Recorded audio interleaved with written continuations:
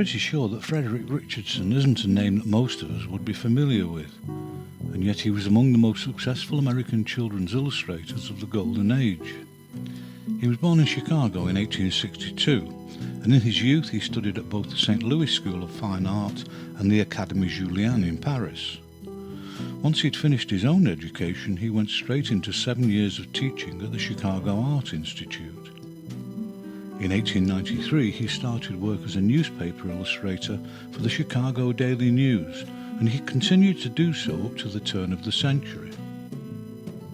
In 1903, he relocated to New York, and at the advanced age of 41, he began a career as a children's illustrator. He couldn't have wished for a better project to begin with, because in that year he was commissioned to illustrate L. Frank Baum's latest book, Queen Zixi of Ix. Baum was a household name at the time, as he had recently enjoyed immense success with his book The Wizard of Oz. And Richardson rose to the challenge with a series of elegant fantasy line drawings, which were first published as a magazine serial and in 1905 as a book. This high-profile and successful commission gave his career a spectacular boost, and in the wake of its success many others followed. Richardson may have been a late starter, but he made up for lost time with his illustrations for the stories of Hans Christian Andersen. And in rapid succession he created illustrated editions of other children's classics, including a particularly attractive and absorbing series of line and watercolour full-page images for an edition of the Mother Goose rhymes. His line drawing was extremely controlled and expressive, and he used it to good effect with the monochromes, half-tones and spot colour images he created. His dexterity with the use of watercolour was equally sophisticated, and combined with the line to make for well-rounded and plausible fantasy characters. Many other collections, such as The Queen's Museum by Frank R. Stockton, were published over the next 2 decades, and although there are too many to feature here, they all displayed an enviable fusion of imaginative characterization and technical accomplishment. His work for Georgine Faulkner's 1928 collection of ancient Japanese stories drew considerable praise, and for this project he turned his watercolour technique to the East with considerable credibility. And when she wrote a collection of Indian tales in the following year, he successfully absorbed that stylistic influence into his illustrations and page decorations. During his career, Richardson had little need to venture into other areas of commercial illustration, but he did create a particularly absorbing series of fantasy-themed talcum powder press ads. In 1930, his visual interpretation of Collodi's Pinocchio was published, and it was yet another vividly realised visual narrative. And up until Disney's 1940 animation, it was considered the definitive version of the story in America. And despite his relatively short career in children's illustration, Richardson had managed to illustrate dozens of books by the time of his death in New York in 1937 at the age of 75. Franz Juttner was born in 1865 in Posen, Germany, and once he'd finished school at the age of 15, he left home to join his older brother in Berlin. He worked briefly as a lithographer before an equally brief apprenticeship with the painter Ludwig Berger, after which he attempted to start a career of his own as an artist. He had no success at all as a painter, but in 1887, when he was 22 years old, some of his drawings were accepted by the satirical magazine Kladderadatsch, and overnight he became a regular contributor. Early on, Juttner's technique was virtually identical to that of his contemporaries, with considerable use of tightly controlled hatching to create solidity and tonal effects. But as time went on, he developed a more modernist and distinctive visual identity, using a far more economical line.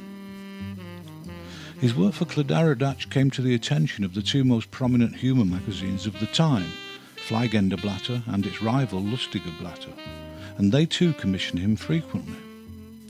But of the 3, it was Lustige Blätter who became his most frequent and regular client. From 1905 onwards, he also began illustrating books for children, and he had similar success in that arena, with a particularly popular retelling of Snow White in 1910. But the incisive satirical images he created for Lustige Blätter remained his first priority, and his application of limited spot colour was particularly effective and aesthetically pleasing. Despite the success he was enjoying as an illustrator, he continued to be unable to interest anyone in his painting, and this he found particularly frustrating. When war came in 1914, he redoubled his efforts as a cartoonist and created hundreds of propagandist images for the magazine, with many portrayals of the British and their allies cast in the role of the bad guys of the conflict. But unfortunately for Juttner, in 1917 Lustiger Blätter ceased publication, and this left a large, seemingly irreplaceable hole in his client base. Not long after, he suffered a severe nervous breakdown, from which he never fully recovered. On the advice of his doctor, he and his family went to live in the quiet rural town of Wolfenbüttel a year later.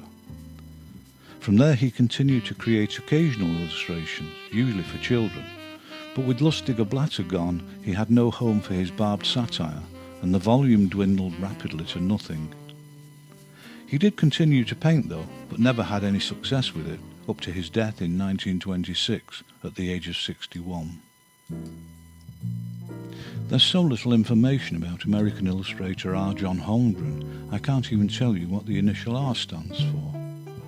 He was born in St. Paul, Minnesota in 1897 and attended the Art Institute there. In 1919 he moved to New York, where he continued his studies at Columbia University and the Art Students League. And as the 1920s unfolded, commissions started to come his way. One of his most significant and enduring successes was with the humour magazine Judge. And although there was little that was inherently comical about his work, his illustrations featured on many of their covers. Although Holmgren's elegant figures were what you would broadly call representational, they were not attempts at realism. They were usually elongated in a similar way to that frequently found in fashion illustration, and his remarkably fine ink line work was always intentionally visible.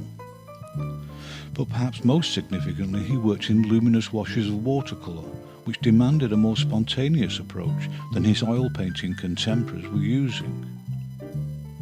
Some, and probably most, of his illustration could be classified as pin-up art, even if his ladies were never naked. Like the earlier Gibson girls, they were portrayed as desirable young women, but collectively they were modern, independent, and frequently adventurous. Few, if any, looked like they lived just to please men. In the 1920s, he was also getting commissions for advertising work, especially for press ads in the very magazines he was also illustrating. In the later years of the decade, he also created similar cover art for other magazines. The humour magazine Life regularly featured his females on several issues around this time, and so did Collier's, if not with the same frequency. So into the 1930s and the 40s, Holmgren was kept busy with both his magazine and advertising work, and he was widely considered to be one of the most sought-after illustrators of the time. During World War II, he also contributed some lightweight amusing propaganda for poster campaigns such as this comical Loose Talk Can Cost Lives poster. In his later career, he created what was arguably his most popular and enduring ad campaign for White Rock Sparkling Water. The company had been using a very dated image of a water fairy, and Holmgren was chosen to update and apply the character in an extensive light comic ad campaign, and his creation proved immensely successful for the company. By the time it was over, Holmgren's career had managed to span the decades without ever looking out of date, until he gave up working in the later 50s and he died in 1963 at the age of 66. French illustrator Raymond Savignac was one of those illustrators whose work was never about drawing or representation. Whether he chose to draw badly in technical terms or simply wasn't very good at it, there's no evidence either way. But deliberate or not, I'm sure some viewers won't care for his brand of simplistic, heavily abstracted image making. He was born in 1907 in Paris, and when he left school at 15 he got a steady but tedious job drawing maps for the Paris transport system. But in the evenings he would spend his time drawing the patrons of the cafe run by his parents, and he also took some classes in industrial design. Before long he gave up his job and tried to get established as an illustrator, but the small amount of freelance work he managed to generate was not enough to live on. In 1933, frustrated by his lack of success, Savignac showed his work to A.M. Cassandra at his Paris agency. Cassandra was easily the most successful Art Deco posterist in Europe at this time, and luckily for Savignac, he understood and liked his work. In an act of remarkable professional generosity, he gave him regular commissions, helped him in the execution of some of the posters, and introduced him to his influential friends and business associates. At this time, Savignac's work was manifestly influenced by the powerful design aesthetic Cassandra himself had set in motion a decade earlier. But even early on, a more humorous tendency was also evident. In 1938, Cassandra left for America, and a year later the Second World War began, and Savignac, like others in France at that time, had to put his career on hold. As luck would have it, in 1942, Savignac's work was spotted by advertising agent Robert Guérin, who, like Cassandra, was impressed with his bold simplicity and surreal humour. In the next few years, he effectively became Savignac's patron, providing him with any number of high-profile advertising commissions. When the Second World War ended, the French began to regain their joie de vivre, and the prevailing upbeat mood made the perfect environment for the playful humour of Savignac's work. By now the Cassandra influence had all but vanished and had been replaced by his radically unreal cartoon approach. Savignac had no time for the conventions of perspective or reality. Flesh was rarely flesh-coloured, and the colour itself was frequently applied with casual disdain for the ragged line meant to contain it. And it was rare that he would set his characters in any kind of background, preferring to set them on a plain bright colour. His posters were early examples of what came to be called conceptual illustration. This is not a particular visual style, and can be anything from crude doodles, such as Savignac's work, through to hyperreal painting. But its defining feature is that it plays with our expectations and is frequently humorous.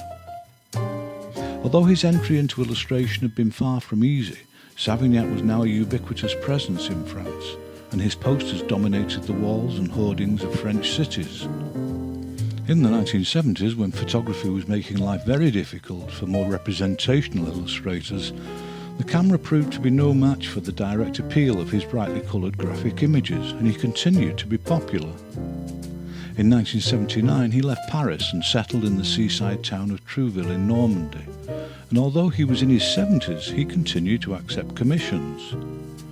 In a 50-year career, he had created more than 600 posters. Raymond Savignac died in 2002 in Trouville at the age of 95, and the town has adopted his memory and his work as their own, I'm very pleased to say. And that's all for now, but I hope to be with you again in a few weeks with more of one sort or another.